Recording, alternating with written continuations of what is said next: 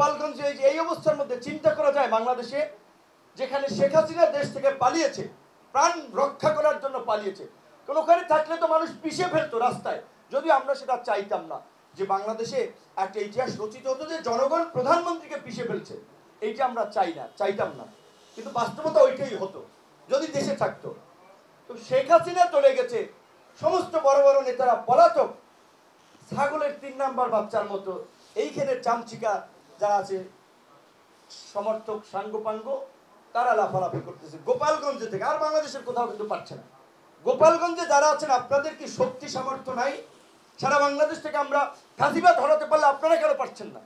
এবং ওখানকার প্রশাসন কি করছে? প্রশাসনে কারা আছেন? সামরিক বাহিনী ওখান থেকে মার খেয়েছে, এটা সামরিক বাহিনীর জন্য লজ্জার, আমাদের জন্য লজ্জার যে আর্মির লোককে ওখান থেকে পিটিয়ে ভাগিয়েছে। এই সামরিক বাহিনী তো আমরা চাই না। সামরিক বাহিনীর যে এই আন্দোলন সংগ্রামে ভূমিকা, নিঃসন্দেহে সেটি প্রশংসনীয় ভূমিকা। সেনা প্রধান অনেক কথা বলেছেন যে ধরেন তিনি প্রধানমন্ত্রীর আত্মীয় মুক্তমুখ, কিন্তু তিনি যে ভূমিকাটা নিয়েছেন সেটা কিন্তু অত্যন্ত প্রশংসনীয়, ইতিবাচক ভূমিকা। ছাত্র জনতার সেন্টিমেন্ট স্পিরিটকে ধারণ করে তিনি এই ফাঁসিবাদ পতনের জন্য শেখ হাসিনাকে বিদায় দেওয়ার জন্যই কাজ করেছেন। সামরিক বাহিনী যদি বন্দুক নিয়ে দাঁড়িয়ে যেত যে আমরাও এই পুলিশ টুলিশের মতো রাস্তা একটু নাইমা দেখি, হয়তো পারতো না, কারণ পুলিশ টুলিশ তো সব ফেল করছে। সামরিক বাহিনীও শেখ হাসিনাকে রক্ষা করতে পারতো না। কিন্তু যদি সামরিক বাহিনী এই সিদ্ধান্ত নিত তাহলে আরো ব্লাডশেড হতো, আরো প্রাণহানি হতো, বাংলাদেশে একটা গৃহযুদ্ধ হয়ে যেত। কাজেই সেই সামরিক বাহিনী যেই সিদ্ধান্তটা নিয়েছে অবশ্যই তার লিডার হিসেবে সেনা প্রধানের কৃতিত্ব, তাকে আমরা ধন্যবাদ জানাই। একই সাথে আবার বলবো, গোপালগঞ্জে যেই ঘটনা ঘটেছে আপনাদের শক্ত ব্যবস্থা নেওয়া উচিত ছিল।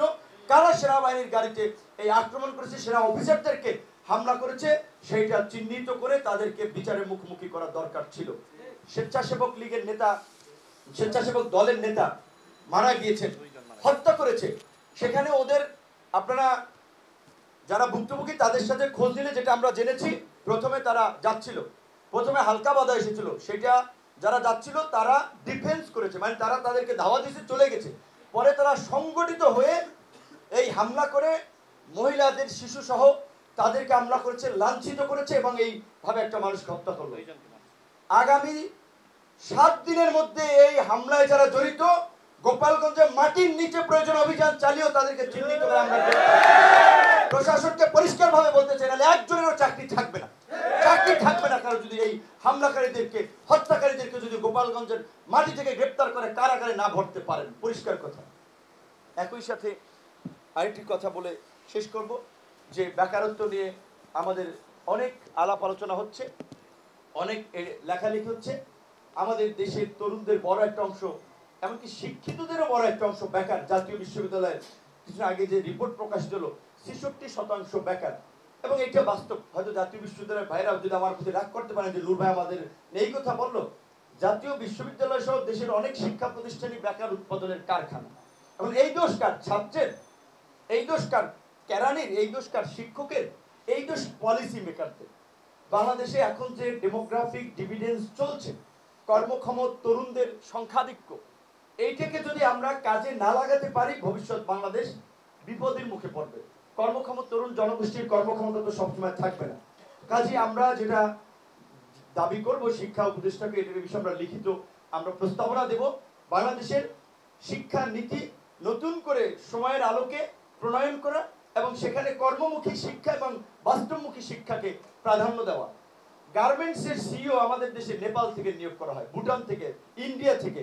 কর্পোরেট ধরেন বিস্কিট কোম্পানি, পানির কোম্পানি, তার সিইও নিয়োগ দেওয়া হয় নেপাল, ভুটান, মালয়েশিয়া থেকে। কেন? আমাদের দেশে কি যোগ্য লোক নাই?